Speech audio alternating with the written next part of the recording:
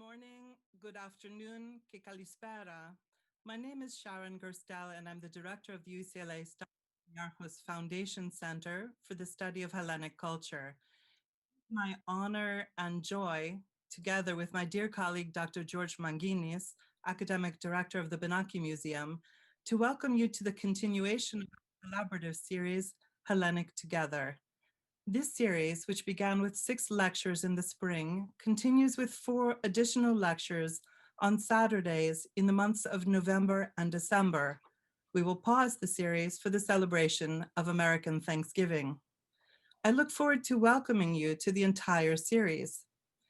Our first set of lectures introduced us to an astonishing array of individuals: Patrick Lee Fermer, Gika, John Craxton, Nellis, Andonis Benakis, George Morphopoulos, as well as to wedding rituals of ancient Greece.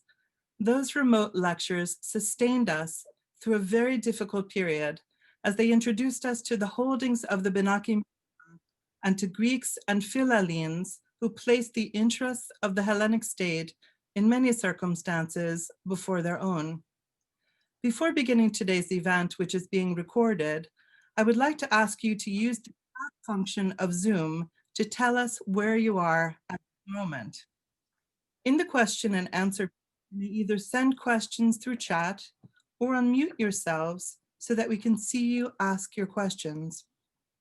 At the end of the event, we will leave the Zoom session open so that those who want to connect will be able to continue the conversation depending on your time zone, over coffee or with a glass of wine. And you can see from the responses what an international audience we are. I know there are people here from California, Washington State, Illinois, New York, the United Kingdom, Greece, and elsewhere. Today, I want to particularly welcome Her Excellency, the Ambassador of the Hellenic Republic, Alexandra Papadopoulou, who is joining us from Washington, and the Consul General of Greece in Los Angeles, Xenia Beniatoglou, who is joining us from the West Coast. I also want to recognize the members of the Bouboulis family, the descendants of Laskarina Bouboulina, who are joining us today from Spetses, and who will be giving us a special virtual tour of the Bouboulina Museum on March 13th. Now, since arriving in Washington, D.C. in February of this year, Ambassador Papadopoulou has made strong connections to organizations and academic institutions across the United States. With her support, the UCLA SNF Center has enjoyed a strong relationship with the Greek Embassy, and we're looking forward to developing even closer connections in the future. We at UCLA were particularly proud that only 2 weeks ago, the ambassador, on behalf of the President of the Hellenic Republic, decorated our colleague and member of our center's Faculty Advisory Committee, Governor Michael Dukakis, with the Grand Commander of the Order of Honor for his exceptional public service and outstanding contribution to Hellenism. I can imagine no other person who is so worthy of this recognition. It is a singular honor for the UCLA Stavros Niarchos Foundation Center and for the Benaki Museum that Ambassador Papadopoulou is with us today, and I would like to warmly invite her to offer a few comments as we begin again our wonderful lecture series. Your Excellency. Thank you very much. It was really an honor for me to have the opportunity to present the decoration to Governor Dukakis. I remember myself at the beginning of my years, long years in the United States, 35 years ago, and Governor Dukakis was like, he was always a person to look upon for leadership.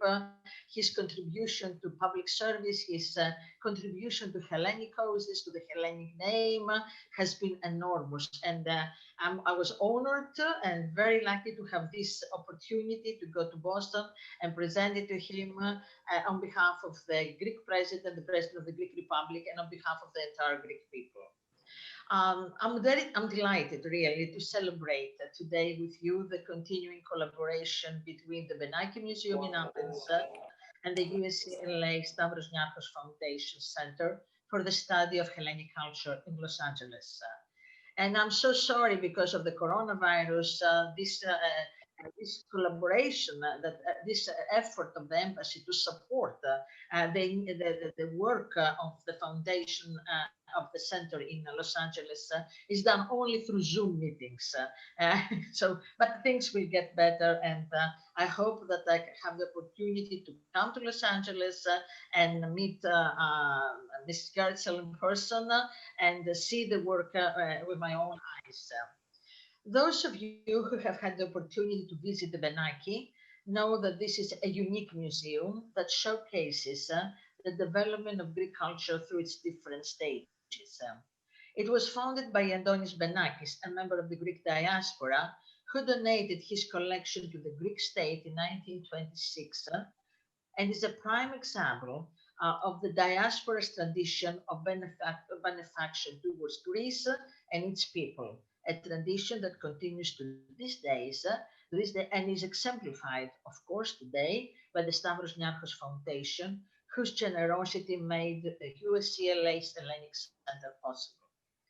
I don't know, but the Benakis family has a very strong, if you are aware that the Benakis family has a very strong connection to the United States as well. Antonis Benakis, a first cousin of the founder of the museum, was the first Greek consul in the US back in 1860 in New Orleans, Louisiana. And his house, which is a monument there, it's a testament to his long activities. There is a big avenue in Biloxi, Mississippi, bearing his name. And when I was consul in New Orleans 35 years ago, the legacy of Antonis Benakis was faint but still alive. So there is an additional connection between Benakis Museum and the United States. I understand that the six lectures offered by the two institutions in the spring, both in Greece and the United States, offered an avid group of listeners the unique opportunity to learn about Hellenic culture through the eyes of the curators of the Benaki Museum, focusing on its outstanding collection that represents the best of Greece. I'm also very pleased to hear that many of the listeners joined the Benaki Museum as members, showing important support for this singular cultural institution at a time when it could not open its doors to the public. Now, during this second wave of the pandemic, we turn again to the UCLA SNF Center Benaki Museum series, Hellenic Together, to inform and inspire us through 4 more lectures. I congratulate the UCLA SNF Hellenic Center and the Benaki Museum for showing us how creative partnerships Greek and institutions can stimulate us to reflect on our common love of Hellenic culture, our appreciation for beauty, and our quest for knowledge. Thank you again for inviting me to share my thoughts with you, and I look forward to the time when I can visit the USLA SNF Center in person. Thank you.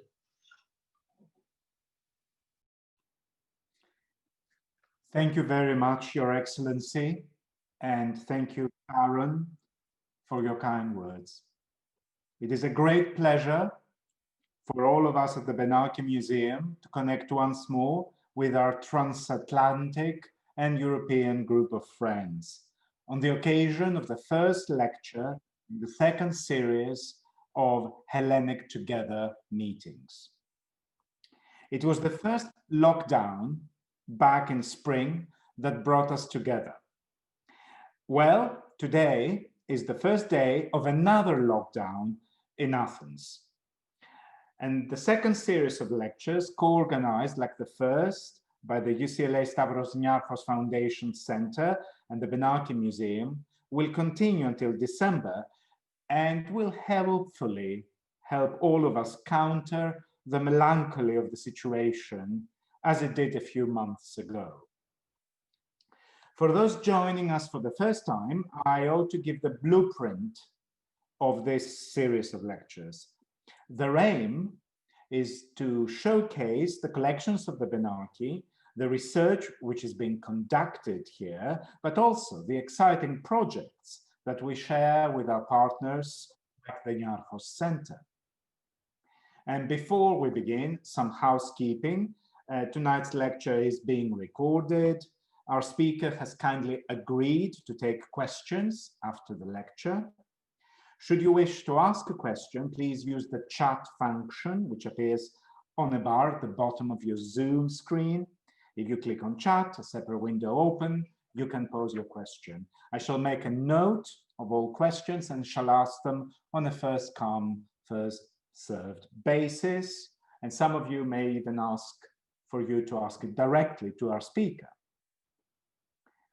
Now, I'm delighted to introduce tonight's speaker, Ms. Xenia Politou, who is the Aegeas AMKE Curator of Modern Greek Culture at the Benaki Museum, in charge of one of our most extensive collections in our keep.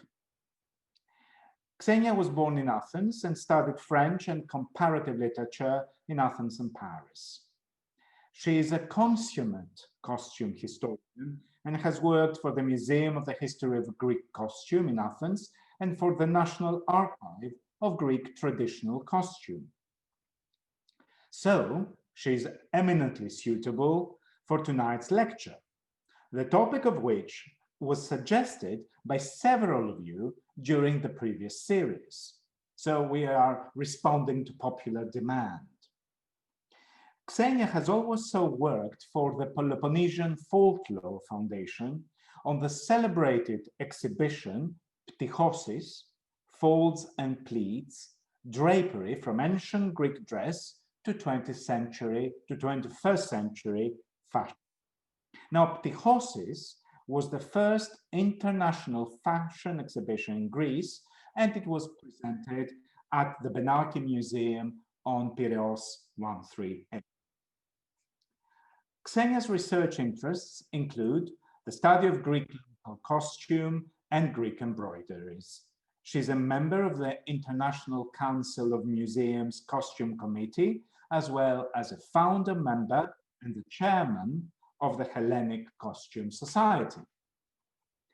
Today, she will weave for us an educational, systematic, but also rather pleasurable roadmap into the world of Greek costume in the early modern period, tracing both indigenous and distant traditions through patterns, decorations, and arrangements of costume.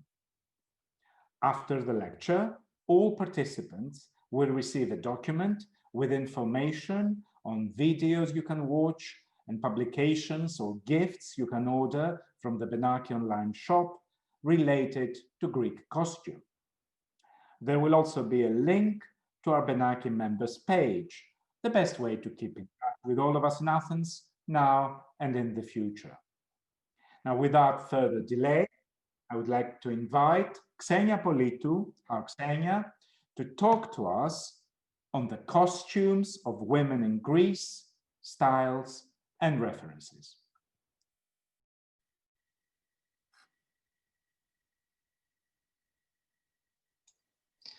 Thank you, George.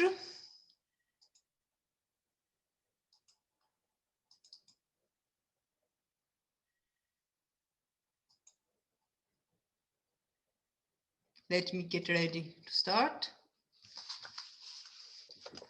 Good morning, good afternoon, good evening, depending on your time zone.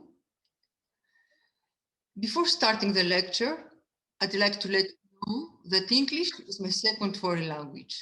By that I mean that I don't speak it correctly. So having confessed that, I just hope that I'll be able to convey what I have to say and that you will enjoy the next 45 minutes. Let us begin with a map.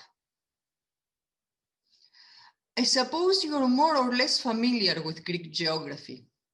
However, what you can see in this slide isn't exclusively the Greek state as we know it after 1948, but a much larger area of Eastern Europe, including Turkey. Why this map?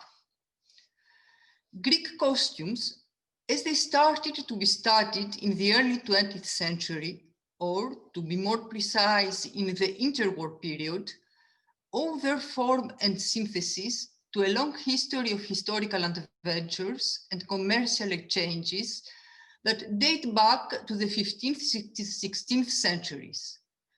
During all this period, we couldn't speak, of course, about a Greek state. Nevertheless, a far larger area than the one included to date in modern Greece was inhabited by Greeks, an area which had belonged in the past to such multicultural empires as the Byzantine and the Ottoman ones. It is clear that we cannot discuss Greek costumes and their long history in the narrow borders of the modern Greek state. We should include in this discussion, costumes of Greek populations which were obliged to come to Greece due to historical adventures, such as the Greeks of Asia Minor, here in the map, of the European part of Turkey, or of northern Thrace, forming now part of Bulgaria. We should also include costumes of Greek populations that were and still are out of Greek borders, such as the Greeks of northern Epirus, here. And finally, we should include costumes of the one Greek island which formed an independent state, that is Cyprus. Now, to begin with, I'd like to show you 6 different Greek costumes. Do they seem to have anything in common? Every local dress is generally the result of various influences, often not clearly discernible, as they tend to merge with pre-existing local features, evolve and create new types with a strong local character.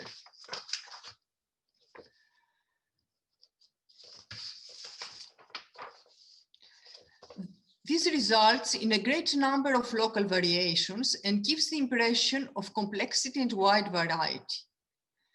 This becomes even more obvious in these old black and white photos. Excuse me. Dating from the 1850s through the 1930s, that also show the particular style, expression, and attitude of the people wearing their costumes in their everyday life. Let's try now to order what can seem like chaos. We are trying to do that by making a reference to 2 ladies to whom the study of Greek costumes owes a lot. Angeliki Hadjimichali and Ioanna Papantoniou. These 2 researchers formulated the 2 essential classifications of Greek women's costumes, which we all still follow. Angeliki Hadjimichali was an eminent figure of the interwar period. She was among the first folklorists to study material culture and to make field research in Greece. She collaborated closely with Adonis Benakis in the first decades of the Benaki Museum's operation, and she knew very well its costume collection, which she described in the 2-volume album, Hellenic National Costumes. In the last decades of her life, she formulated a classification of Greek costumes based on the main garment which characterizes every type of costume. Her analysis is based on the idea that every local woman costumes consist of a chemise, which can differ in terms of shape, material, and decoration from place to place, but still remains a necessary and basic part of the costume. The essential element in Hadjimichali's classification is the garment worn over the chemise. Following her analysis, there are 3 categories of costumes. The one with the kavadi, that is a long overcoat with a long vertical opening at the front. The one with the seguni, which is a thick woolen waistcoat in various lengths. and the one with the fustani, which means dress. As you can see in the slide, we have three completely different types of dresses resulting from three different traditions. The truth is that Angeliki Hatzimichali didn't have the time to complete her study. She published the two first volumes, analyzing the costumes of the two first categories, but she died before writing the volume dedicated to the costumes with fustani, that is the dress. So we really don't know how she could handle the matter of the three different traditions of dresses. We're going to talk more about this while discussing the second scholar, Mrs. Ioanna Papandoniou. Ioanna Papandoniou is a costume designer, actually the first woman costume designer in Greece, and has worked with all the major theater directors from the 1970s through the 2000s. She also founded the Peloponnesian Folklore Foundation at its museum, which was awarded the European Museum of the Year Award in 1991. She too has a long experience in field research on regional costumes within the framework of her work for the museum. Following her analysis, which is based on garment patterns, there are two major categories based on two major sartorial traditions in Greek territory: the Eastern or Oriental tradition and the Western or European tradition. It is important to specify here that by Oriental tradition, Ioanna Papandoniou means a fusion of the pre-existing Byzantine tradition with the fashion of the Ottomans, which borrowed elements of the Byzantine Empire, merging them with their own Asiatic heritage. The European influence can be traced in two different periods. The first one refers to costumes dated to the 18th and 19th century, which owe their form to the Latin presence in the areas in which they were worn, one or even two centuries earlier. The second period begins with the creation of the new Greek state in the 1830s. The Kingdom of Greece, ruled by a Bavarian king and his German wife, made quick steps towards modernity. Industrial revolution entered the country, and so did European fashion, which would affect the way people in the capital were dressed, as well as the local sartorial system. In both analyses, both Hatzimichali and Papandoniou agree that the staple element of every woman's costume is the chemise. And now it is time to focus more closely on Greek costumes themselves, trying to see their composition starting from the inside and moving to the outside, starting from the chemise and moving to the outer garments. We are also going to examine the various elements of the costume and, following their origins, the traditions to which they belong. The chemise of the Greek women's costume consists of a single length of fabric for the central section with an opening for the head and lateral bias cut pieces of fabric extending from the chest down, which add the necessary width and allow for the woman to walk. The sleeves are fashioned from an additional length of fabric. The chemise is cut in such a way as to utilize every single piece from the length of fabric used. Very often, a horizontal pleat was added, necessary in order to adjust the height without cutting the embroidered border. In this slide, we can see a rare chemise from Carpathos in the Dodecanese Islands, dating from the late 18th, early 19th century. In this unique piece, the horizontal pleat is up to 50 centimeters deep, you can see it here, but it's not functional anymore. if someone tries to make the chemise longer, then a part of an embroidered fabric will be uncovered right in the middle, since the embroidery at the middle stops exactly here, at the same point where the fabric folds. If someone tries to shorten the chemise, then the fabric should be folded a little bit higher at the embroidered area. This wouldn't look nice either, since the embroidery is quite thick and the fold will be even thicker. According to Ioanna Papantoniou's theory, the deep pleat echoes the kolpos of the ancient chiton, which had the same function, to adjust the length of the chiton. Let us now see some patterns in order to understand how this theory is applied on different chemises from different areas. In each side, I shall show you the pattern of the chemise of the costume from the region, a photo of the chemise itself, as well as a photo of the whole costume, so that you get a good idea of how this piece is incorporated in the costume. Don't be surprised if you cannot see a lot of it in the final photo.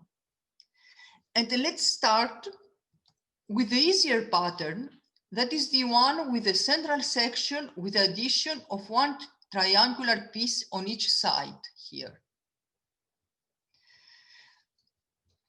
As we see in this example from the village of Trikeri in Mount Pelion in Thessaly. In the next example, the triangle becomes almost a trapezoid, which is adjusted not in the central section, but in the sleeve. While the next example from Attica has more than one bias cut piece per side and no sleeves at all. In the case of the chemise from Paramythia in Epirus, a little color is added.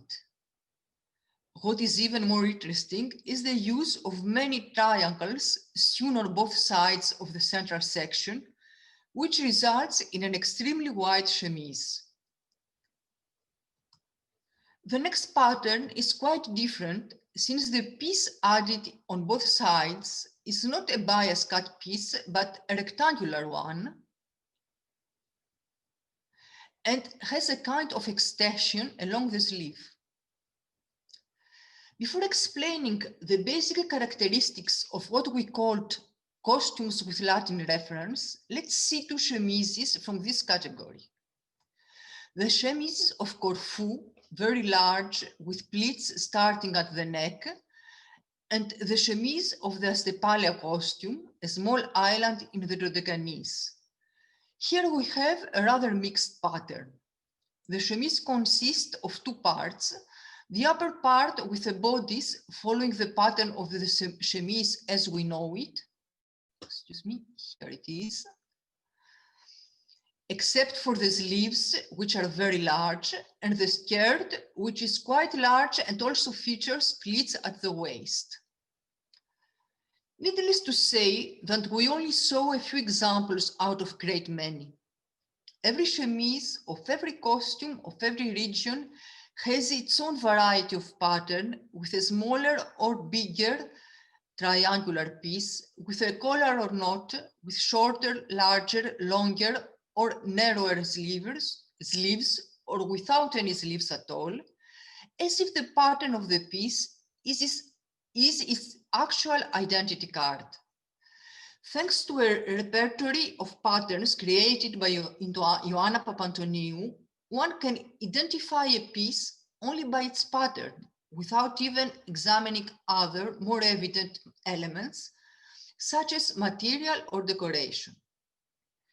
However, these elements are also important.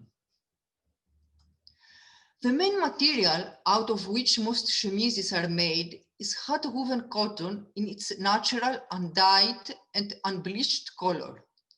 Linen would have been used in earlier periods before the 18th century, but there is not much evidence from that period. We only have the older chemises of the Karagouni ethnic group in Thessaly, like the one in the slide, which were replaced in the late 19th century by cotton chemises.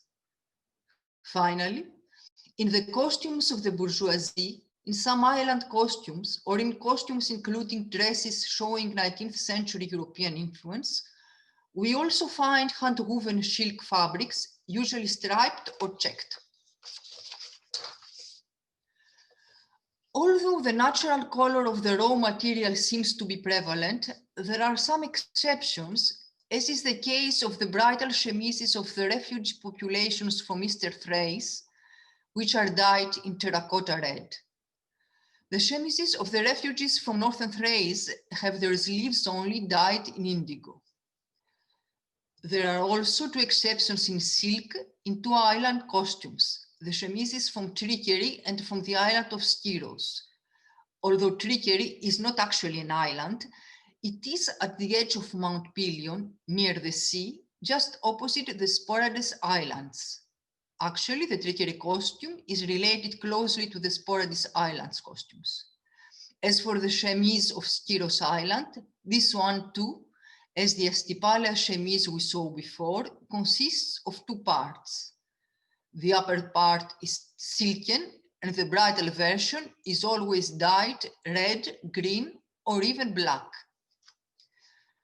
The decoration of the chemise can be woven, either striped, a decoration resulting from threads of different color or just different thickness present in the warp, or checked when different threads are also placed in the weft. This chemise is an example of the principle of economy that governs every craft in pre-industrial societies. The woven decoration in red thread is applied only in the part of the chemise that are not covered by the garment worn over it, in the sleeves and here. When the complete costume is worn, one thinks that the whole chemise is densely woven by red silk thread. Well, as you can see in the other photo, that's not true. We shall now turn to the embroidered decoration, which is the most frequent and the most elaborate.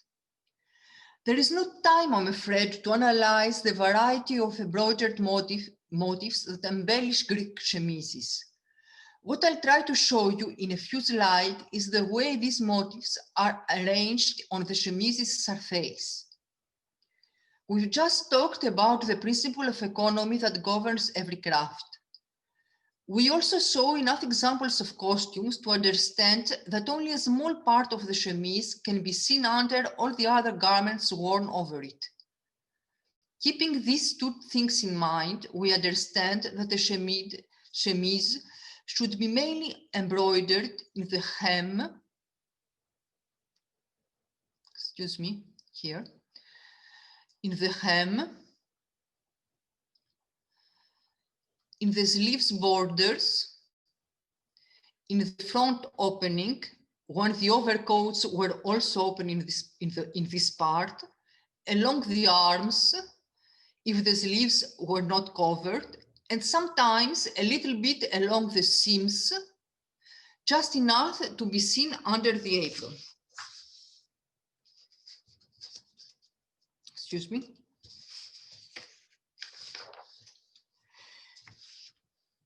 If the embroidery extends from the hem up to the waist, like in this example, we can assume that there is no apron nor any other garment to hide the embroidery.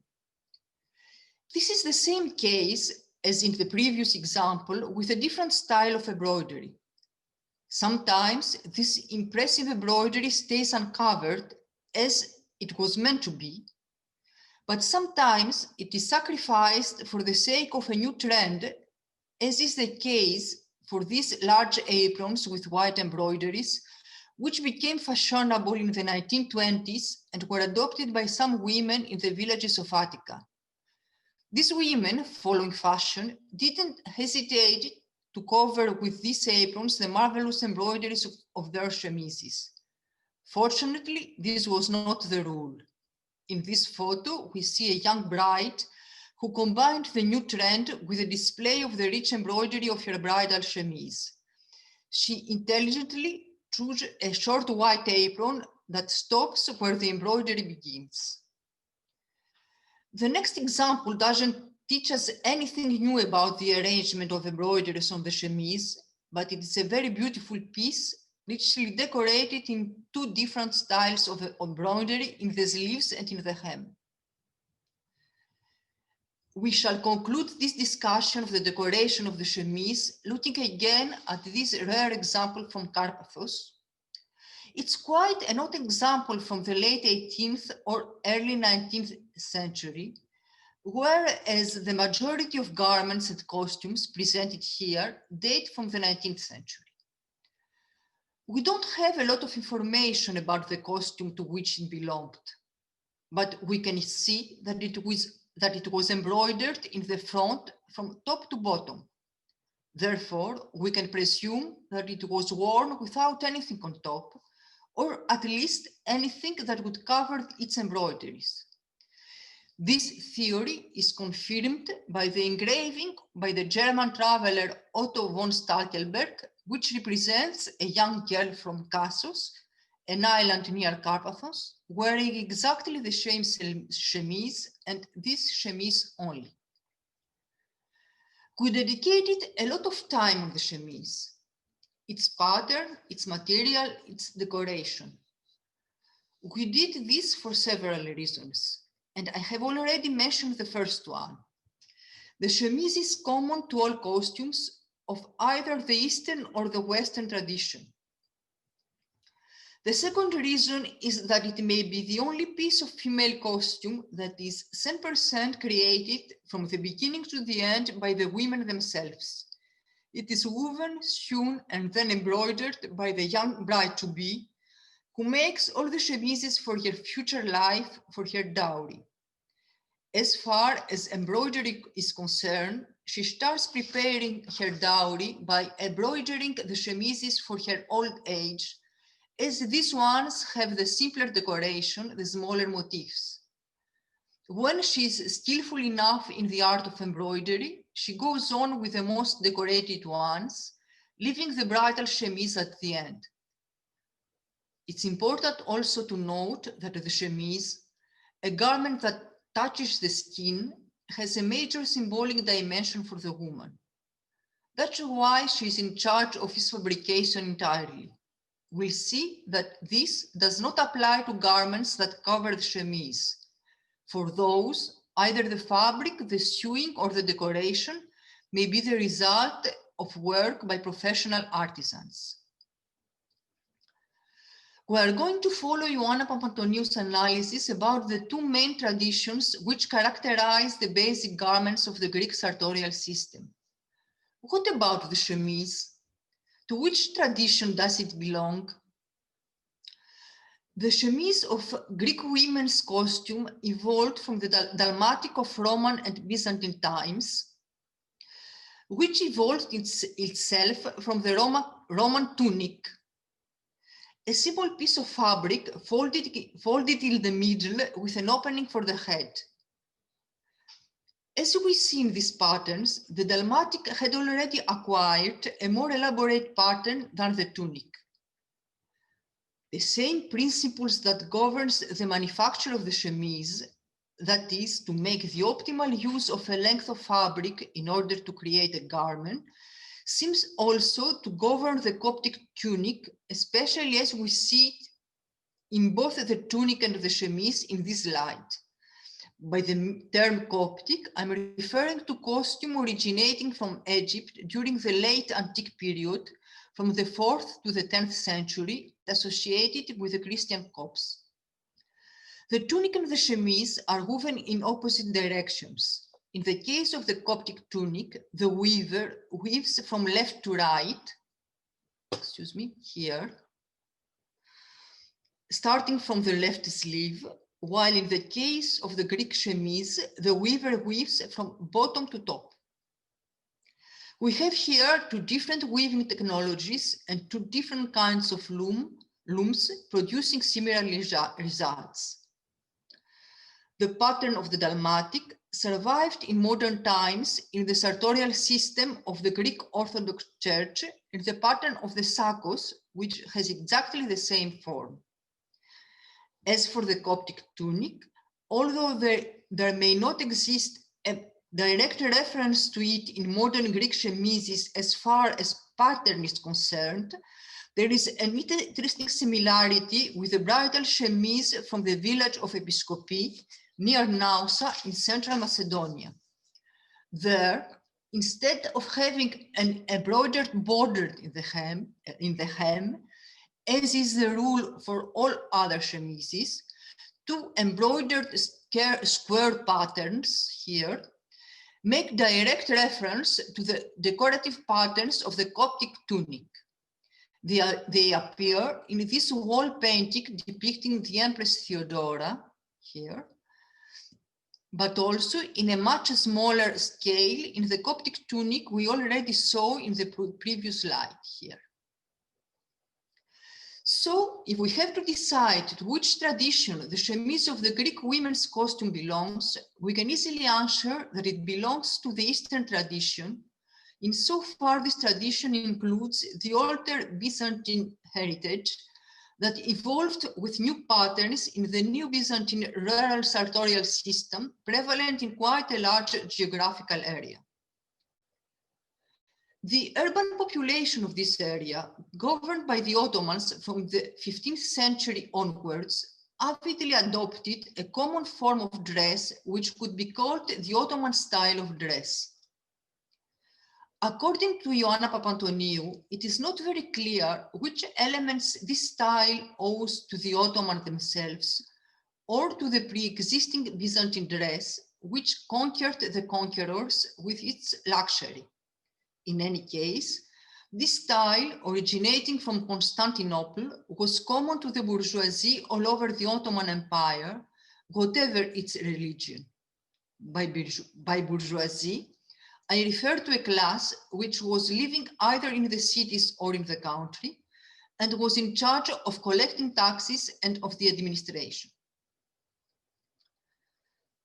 As we can see in these paintings by Erasmus Pizamanos from Corfu, the costume for men and women alike consisted of a large pair of baggy trousers worn under the chemise, which are not always visible. We can see it here in the middle and under there, this blue garment. The garment worn over the trousers and the chemise was the underi, a large overcoat in a pattern not very different from the chemise, that is quite straight, but with a large vertical opening at the front. We can see it here, here, here, and there, the blue one. A large and long sash was folded around the waist, and often a second overcoat of a similar pattern was worn on top. The red one here and the blue one here. The headdresses were different for men and women, Christians, Jews, and Muslims. Sometimes the overcoats were trimmed with fur, and if you remove color from the Senkot image, you imagine all the clothes of the persons in black, you can easily see that these patterns still survive in the everyday garments of a Greek Orthodox priest. This slide shows more examples of the Ottoman style.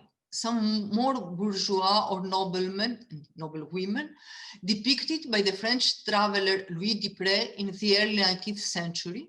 And here, a wall painting representing the family of the dragoman, that is interpreter but also ambassador, Christofakis from Cyprus, all in their long, luxurious overcoats. This official fashion has its equivalent in the rural costumes of many regions. In these regions, the women used to wear over the chemise either as an overcoat or as an intermediate garment, the kavadi, a garment similar to the underi. On the left, you see an underi, and on the right, you see a kavadi. As you can see in the middle, its pattern is not very different from the pattern of the chemise. The main difference is that it is open in the middle and it is made of imported fabrics such as silk brocades.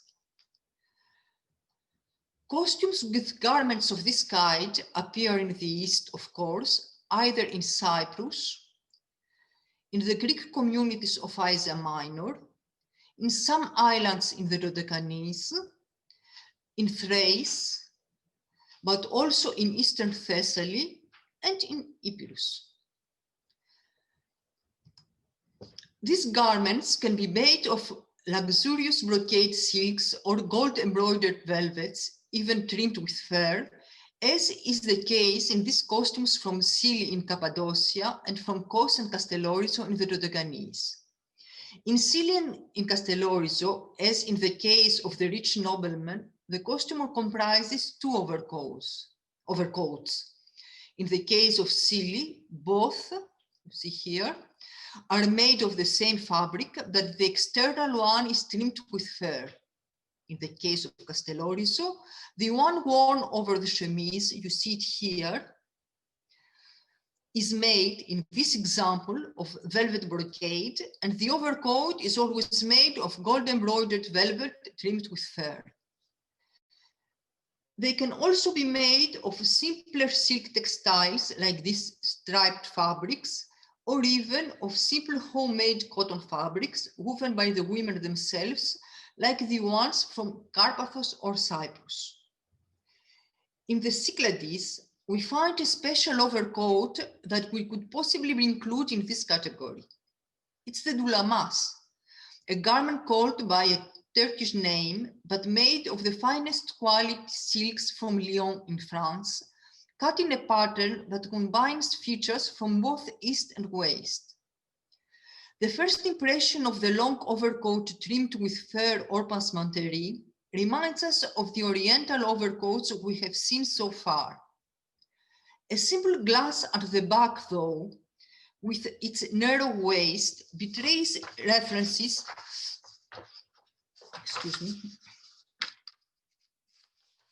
to the European silhouette, since in the Greek aesthetics,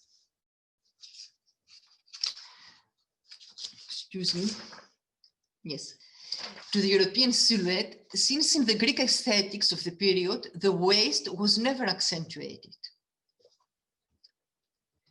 In the next slide, we can see two examples made of woolen fabric. The one on the left, made of rough wool as an overcoat for winter.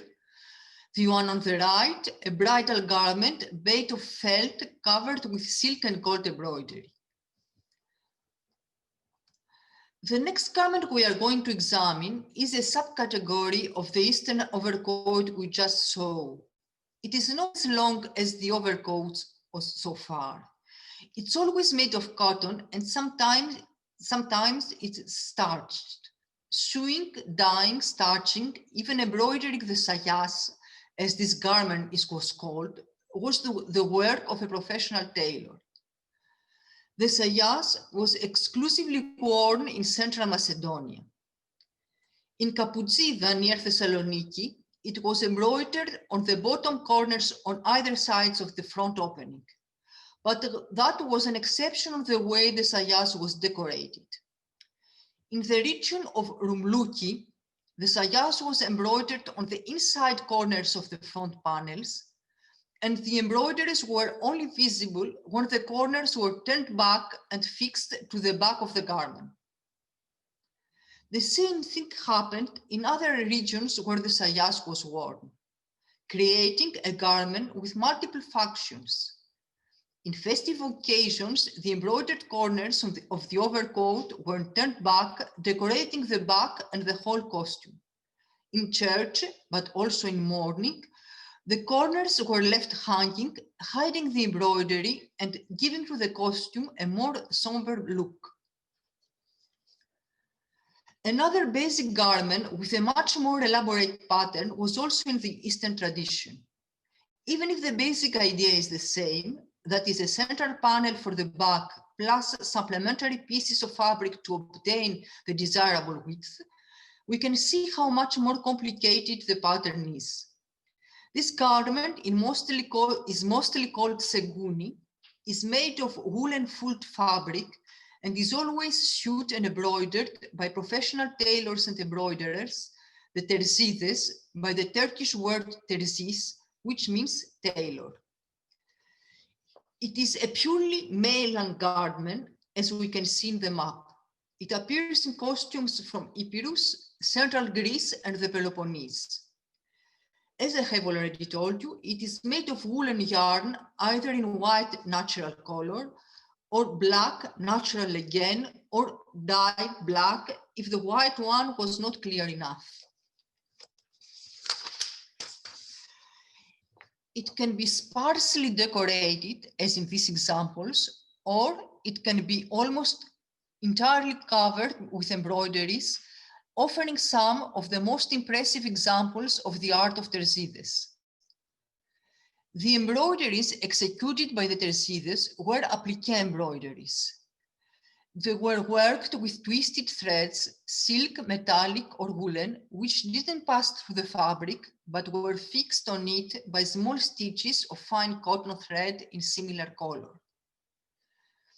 In this slide, you can see a variety of costumes, including a seguni, from the most elementary on the left here, including just a chemise, the seguni, and an apron, to the more complicated arrangements, such as the bridal costume from Attica, where the brides used to wear two segunia, 1 and 2, which they decorated with a large border of red felt. In the poorer region of the Epirus bordering with Albania, called Pogoni, the seguni is hardly seen in the front, as it's covered by a short silk jacket. You can see it in the back, and even if it is simple with almost no decoration at all, it is considered as an item of luxury for this region because of the good quality of felt of which it is made. In the last two examples, the seguni survives even if more fashionable items find their way in local costumes. Satin bodice and apron in the first case, and fashionable European dress in the case of the Zagori costume. In the last slide dedicated to the seguni, this sleeveless waistcoat also functions as a winter overcoat, worn either over the main seguni. The main seguni, you can see it just here, as in the case of the first image, or over other garments in the other cases.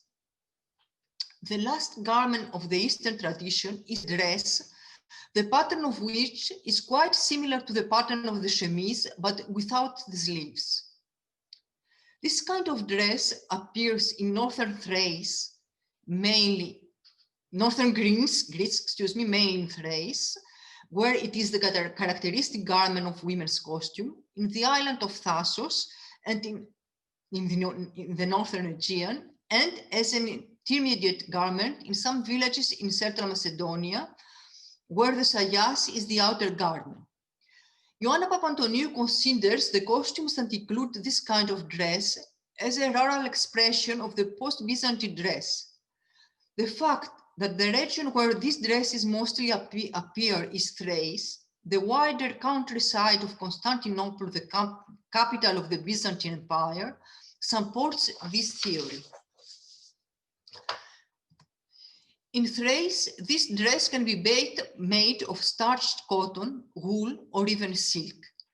In some of the villages, it has these two vertical openings at the breast, which facilitate the task of the nursing mother. In the village of Liti, in Central Macedonia, it is made of cotton, and in the villages of Drimos and Balza, near Thessaloniki, it is either made of cotton or of silk, and it is worn between the chemise and the overcoat, that is the sayas. Finally, in Thassos, it is always made of imported silk brocades or satins. It is longer and even larger, combined with a short gold embroidered jacket and a silk apron, but it is still a dress of the same pattern. It is now time to discuss the other main influence on Greek women's costumes, the European influence dating back to the period when the Aegean and the Ionian seas were controlled by the so-called Latins, that is mostly the Italians and the French. Even if island dresses preserved in museum collections don't date before late 17th century, their style refers to the fashion of the early Renaissance and to the kind of dresses worn by ladies such as those depicted by the Venetian painter Vittore Carpaccio in the early 16th century. The long process of assimilation of new elements by local costumes and the slow pace of change during the pre-industrial period may be the reasons for this remarkable survival. In any case, the pleats that start either above the chest or at chest height are a feature common to all the island dresses we are going to see now. One of the oldest examples of island dress is the Cretan dress, dated between the late 17th and the mid-18th century. In this engraving by Claude Sautet, illustrating the book of the French traveler Piton de Tournefort, you see how close this dress is in its basis, similar to the dresses worn by Carpaccio's Venetian ladies. Let's see now how these dresses really looked like. There are no more than approximately 15 such dresses preserved in museum or private collections. The Benaki Museum has 2, and there and here you can see the one with the richest embroidery. It is made of cotton and linen plain weave fabric, richly embroidered with silk threads. It is not only the rich pleats of Cretan dresses that connect them to Venetian heritage. Their rich embroideries are another clear reference to the island's Venetian past, to the almost 5 centuries that Crete spent under Venetian rule before it was conquered by the Ottomans. The main motifs in this embroidery include flowering vases, stylistically similar to compositions found in 16th century Italian pattern books for lace and embroidery. One of the most popular motifs of Cretan embroidery of the time is the mermaid or siren with a forked tail. Apparently, it was equally popular during the Italian Renaissance, as we can see from its numerous versions in pattern books and Venetian needle lace motifs. Moving now forward to the 19th century, the same fashion of pleated dresses persists in the Aegean with various versions in various island groups. Besides Crete, pleated dresses appear in the Dodecanese, here, in the northern Sporades group, in the central Aegean, and in the island of Chios, near the coast of Asia Minor. Finally, in the Ionian Islands in the west, there are also clear European references, and sometimes, instead of a pleated dress, a pleated skirt is worn, which is actually the bottom part of a dress, as in the case of Corfu. Northern Sporades offer us an interesting and colorful variety of dresses and costumes. Among them, we can include 2 costumes that are not from these islands, but from 2 villages, Kymi and Trickery again, from Euboea and Pelion respectively. The costumes of areas around Kymi and Trickery are completely different, but Kymi and Trickery, 2 villages by the sea, are more associated with the islands of the Northern Sporades than with their inland proper, so that their costumes have adopted the island type. Here, a variety of pleats is used. Pleats that start over the chest,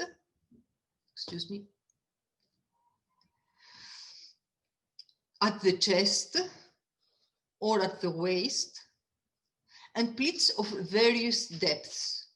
But what these dresses and these costumes also have in common is the extensive use of silk brocades imported from both East and West, confirming the contact of the islands with commercial centers due to the merchant and naval activity of the islanders. In the island of Chios survived a kind of dress that was quite common in the Aegean up to the 18th century.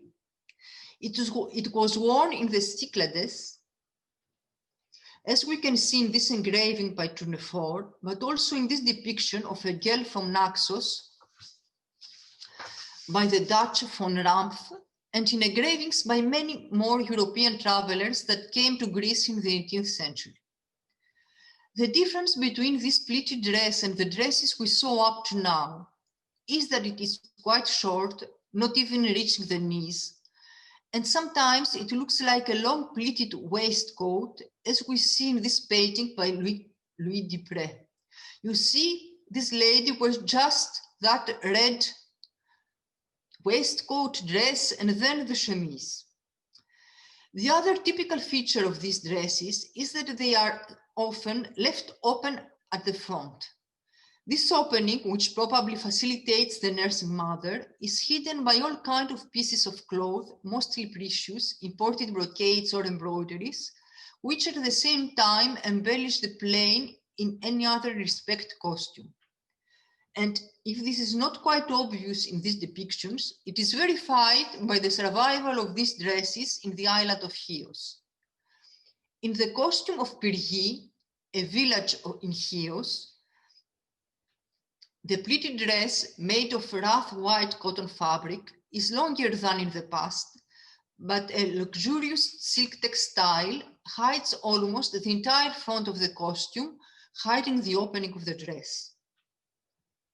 In the costume of another village of Chios, Mesta, the red dress, the red waistcoat, I'm speaking of this piece, of the early 19th century, evolved in a really short waistcoat by the early 20th century. And you still see the fabric that hides the opening here. Moving to the Dodecanese, we stop at the island of Astipalea with this impressive costume. Here the dress is slightly different from the Sporadis dresses. The pleats start at the waist and are quite loose in comparison to what we've seen up to now.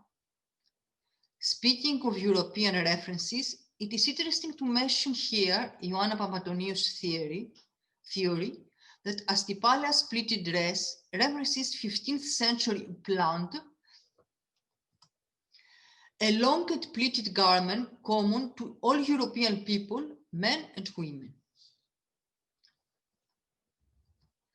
The costumes of two neighboring islands, Mysiros and Tylos, are quite similar to Astipalea's, while in the village of Embona, in the island of Rhodes, we find another version of the pleated dress of the Aegean.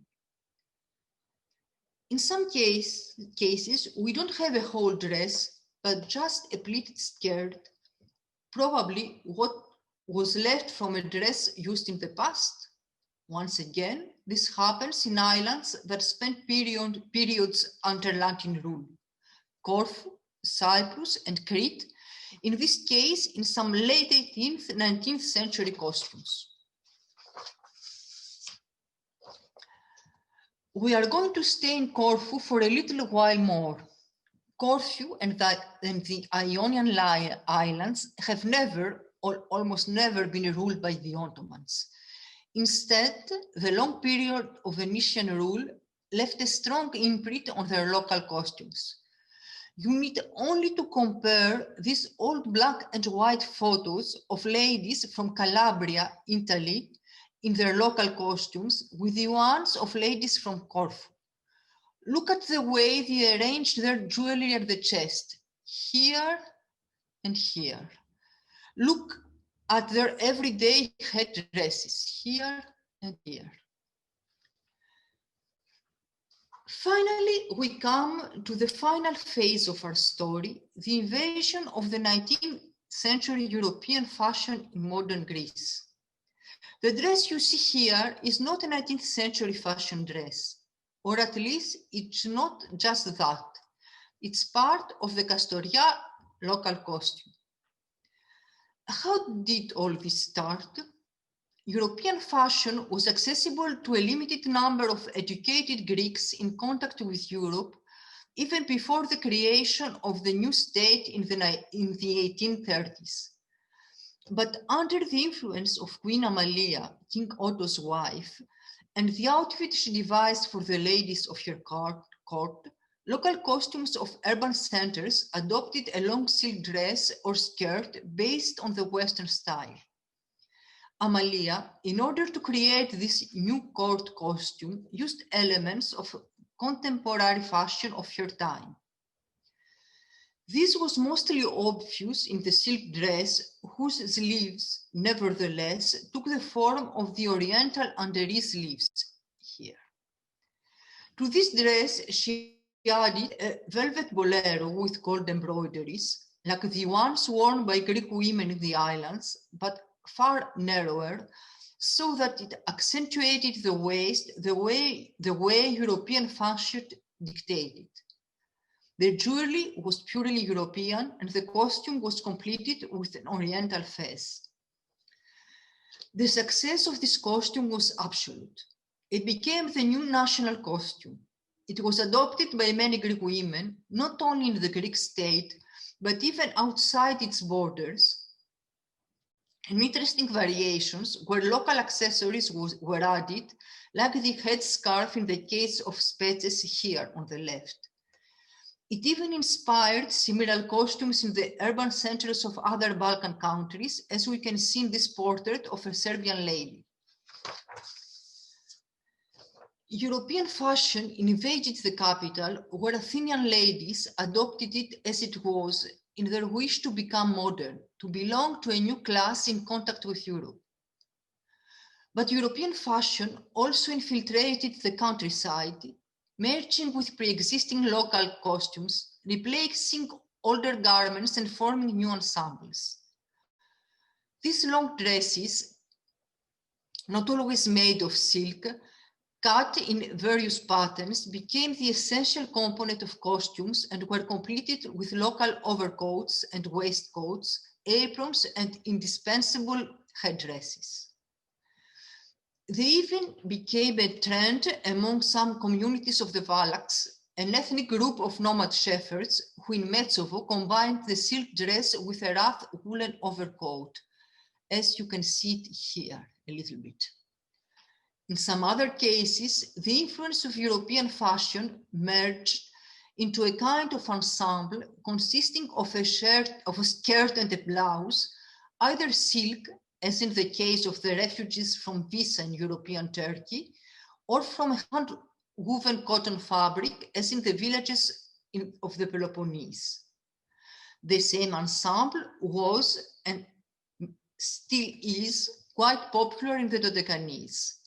In the island of Carpathos, and especially in Elibus, you can still see young girls wearing the sakofoustana, their colorful costumes consisting of skirts and blouses made of printed artificial silk, like the one worn by the little girl in the slide. Finally, European fashion influenced the style of accessories. Instead of old woven aprons, women preferred large silk aprons trimmed with frills, embroidered with new style motifs. We even find these motifs, called calligraphies and copied from the fashion magazines of the time, in old style aprons made of hand-woven woolen fabric. These are the last stages of a long procedure. We have now reached the first decades of the 20th century. Leaving aside some rare cases like Metsovo or Carpathos, local costumes did not survive World War II. They were preserved in museums, they are copied and are still worn by dance groups, and they will remain a source of inspiration to Greek and international theater and fashion designers for many years to come. In theater and cinema, we should mention, of course, Ioanna Papantoniou, but also Yorgos Yakas, among many others. In fashion, to give just a few examples, Greek costumes have inspired two major fashion designers, John Galliano and, of course, Jean-Paul Gaultier, a great friend of Greece. Thank you.